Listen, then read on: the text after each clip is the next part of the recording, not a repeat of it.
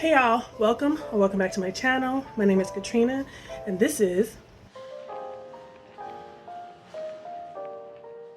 So I think it's almost cliche now to love autumn, fall, spooky season, but I don't care. I love fall. I hate the summer, I hate the heat, I hate humidity. I love the fall, the crunchy leaves, the cozy sweaters, the yummy drinks. Like, I take part in all of those things, like, you know, coziness and candles, and I drink coffee every day. But like, just the fact that the seasons have now decided to join up with your everyday look, feel, and mood, it's just wonderful. I was born in January. I should have been born in the fall. That would make it so they would even be better.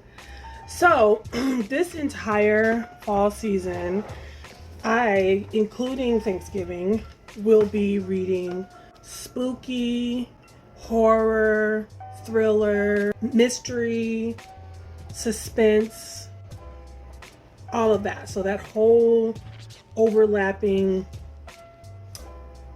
genre jumble.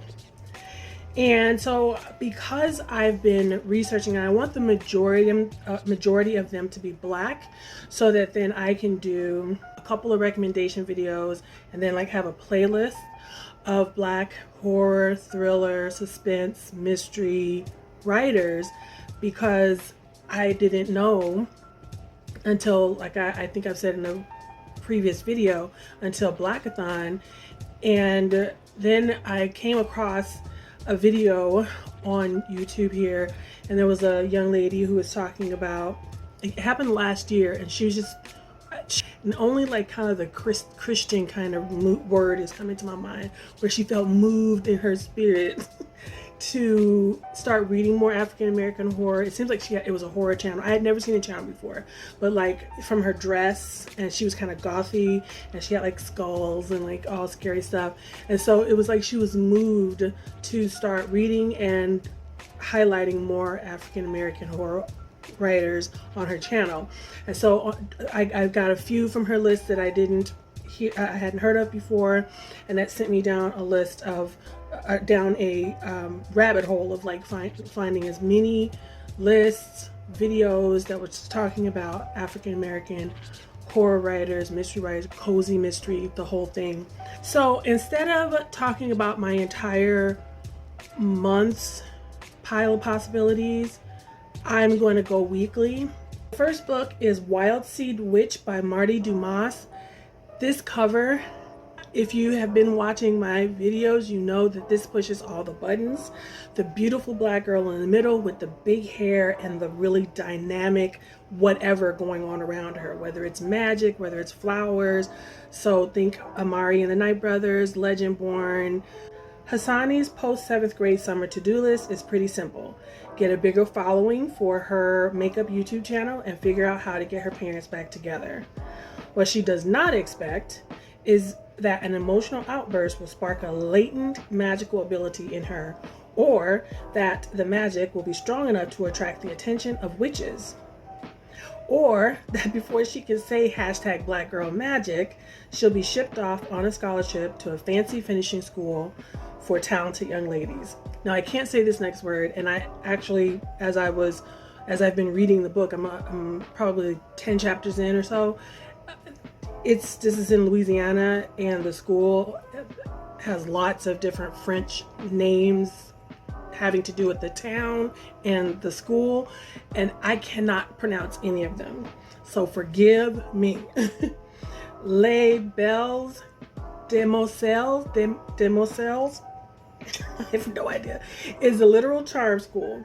Here, generations of young ladies from old money witch families have learned to harness their magic, and alumni grow to become some of the most powerful women across industries, including politicians, philanthropists, CEOs, entrepreneurs, and even, even social media influencers. That sounds like Catherine House. Needless to say, admission to the school is highly coveted. very exclusive, and Hassani sticks out like a weed in a rose bouquet. While the other girls have always known that they were destined to be witches, Hassani is a wild seed, a stray witch from a family of non-witches, with no background knowledge, no way to control her magic, and a lot to catch up on. Wild seed may be an insult that the other girls throw at her, but wild seeds are more powerful than they know, and Hassani will learn that there are ways to use magic and thrive that can never be taught in the classroom. This comes out in March of 2022. It really should come out well, I mean, for little girls it's going to be fine, but you know, this is a great fall book.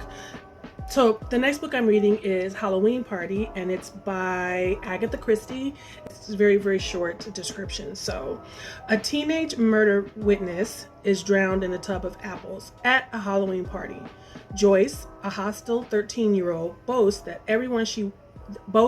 that she once witnessed a murder. When no one believes her, she storms off home. But within hours, her body is found still in the house, drowned in an apple bobbing tub. That night, Hercule Poirot, I hope I'm saying it right, is called in to find the evil presence. But first, he must establish whether he is looking for a murderer or a double murderer. So that is being listened to right now. Nana by Brandon Massey. Monica Stevens never knew her birth mother. Raised by a strict but loving adoptive parent, she blossomed into a woman with a thriving career as a pediatrician and a family of her own. But sometimes she wondered about her origins, especially her biological mother, until Grace arrives. Confessing to be the birth mother Monica had longed to meet, Grace quickly becomes an indispensable member of the Stevens household, cooking their meals, looking after the children, comforting Monica when the family dog is inexplicably killed, tending to Monica as she falls ill to a mysterious sickness that every day makes Monica look and feel older. Meanwhile, Grace is looking better, more vibrant, more youthful, more seductive. Monica's husband, Troy, knows something is up. He launches an investigation into the woman who demands to be called Nana and has taken over his home. But the truth is beyond their wildest imaginings. It seems Grace has done this before. That seems to have spoiled the story. We shall see. These synopsises. Okay, so we'll see. Now, I have talked about The Taking of Jake Livingston, but I'm finally reading that. I wanted to read it months ago, but I'm glad I waited till now because it's perfect season for it, and I've put everything else on hold. I'm not going to finish Song of Solomon this month, and I'm just going to put that on hold, and I'll go ahead and read it next year, because once spooky comfy season is over from October and November, I will then be reading romantic holiday books on Christmas, and so we can start back up in January reading more difficult books. But the rest of the year is all fun reads for moi. The Taking of Jake Livingston by Ryan Douglas. Wow, this Get Out meets. Can we stop the Get Out meets? When did Get Out come out? When did Get Out the movie come out? United States of America. Get Out came out on February 24th, 2017. So how much is it? 2017, 18, 19, 20, 21? Okay, it's been 4 years. It's time to let it go. It's time to let it go. Ace of Spades said that too. And it wasn't really Get Out.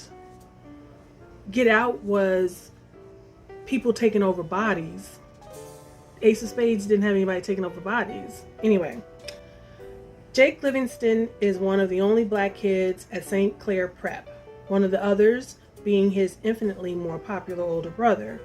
It's hard enough fitting in, but to make matters worse and definitely more complicated, Jake can see the dead. In fact, he sees the dead around him all the time. Most are harmless, stuck in their death loops as they relive their death over and over again. They don't interact with other people often. But then Jake meets Sawyer, a troubled teen who shot and killed 6 kids at a local high school last year before taking his own life. Now a powerful, vengeful ghost, he has plans for his afterlife, plans that include Jake. Suddenly, everything Jake knows about ghosts and the rules to life itself goes out the window as Sawyer begins haunting him, and bodies turn up in his neighborhood. High school soon becomes a survival game, one Jake is not sure he's going to win. Now, the last book I'm going to read this week, well, the last book I'm planning, it really does seem like I'm going to be able to get through more than this because all of these books are 200 pages. So, all right, featured on BuzzFeed Books. When did this come out? Talking about BuzzFeed. This year. Interesting. Okay, I never heard of this. See, I think I'm not big in, as a booktuber, but if someone Googles or searches on YouTube, Black mystery, thriller, suspense, horror writers, I want this playlist to be there because these authors do not get the same marketing pushes, and I don't see people on BookTube and Bookstagram getting pretty boxes with, all the stuff in it. But this book came out this year and I never heard of it. The Glimmer of Death by Valerie Wilson Wesley. In the first of a thrilling new series, one woman's extraordinary psychic gift plunges her already troubled present into chaos and puts her future in someone's deadly sights. Until now, Odessa Jones's inherited ability to read emotions and foretell danger has protected her. But Second Sight didn't warn her that she would soon be a widow and about to lose her home and the catering business that she worked so hard to build. The only thing keeping Dessa going are her love for baking and her sometimes mellow cat, Juniper. Unfortunately, putting her life back together means taking a gig at all kinds of shady real estate firm run by a volatile owner, Charlie Risco. Until Charlie is brutally killed and Dessa's bullied co-worker is arrested for murder. Dessa can't be sure who's guilty, but it doesn't take a psychic to discover that everyone, from Charlie's much abused staff to his long-suffering younger wife, had multiple reasons to want him dead. And as Dessa follows a trail of lies through blackmail, dead-end clues, and corruption, she needs to see the truth fast, or a killer will bury her deep down with it. So let me know what you're reading for spooky season. I would have said before that I was not a seasonal reader. I read mystery, thriller, horror, and all that stuff year round. But I think because this year, the last couple years, 18 months or so, the pandemic and reading some really difficult stuff, and I just really want to lean into all the spookiness and everything of the holiday. Get all the pumpkin candles, because normally I have this one's eucalyptus, sage, and rosemary, and it smells like, the best smelling laundry soap you've ever had. And then I normally have the other stuff is floral and stuff like that. But I'm getting all the plug-ins that are pumpkin and vanilla and stuff like that. And I'm gonna buy some cookie, pumpkin, marshmallow, whatever candles, and put these away for a while, even though I'm questioning that as I smell the candle. But I'm just leaning into fall and everything about it this year. So I love it all. So let me know if you're a seasonal reader, if you're finding yourself transitioning, and maybe I'm a seasonal reader, maybe I'm amping it up because I'm in Louisiana and I long so much for my 4 seasons again. I don't know what that makes me, but I am going to lean into it this year So I'm still stuck in Louisiana, even though we trying to get out of here. But tell me, I know people like AJ Dunn Reads and Writes, they have a very set reading schedule. But for those of you who are not really set and like super organized that way, do you have a seasonal reading thing? Are you a moody reader? And maybe that's what this is too. Maybe it's feeding into my mood. And this year, because we're job hunting and planning and pushing and really serious about moving back to Colorado, or someplace mountainous, but Colorado, maybe that's that mood, that forward look in that mood is what's pushing this, and why I'm leaning into fall so much more, even though it's still hot. It's still 90 degrees in October, and I got a long sleeve shirt on because I'm manifesting some fall weather. So let me know about your reading plans. Are you seasonal? Are you manifesting? Are you in the South in heat and you manifesting some cold weather and some crunchy leaves like me? Let's manifest this together. Let's do a ghost. Be easy on yourself, and I will see you in the next video. Bye.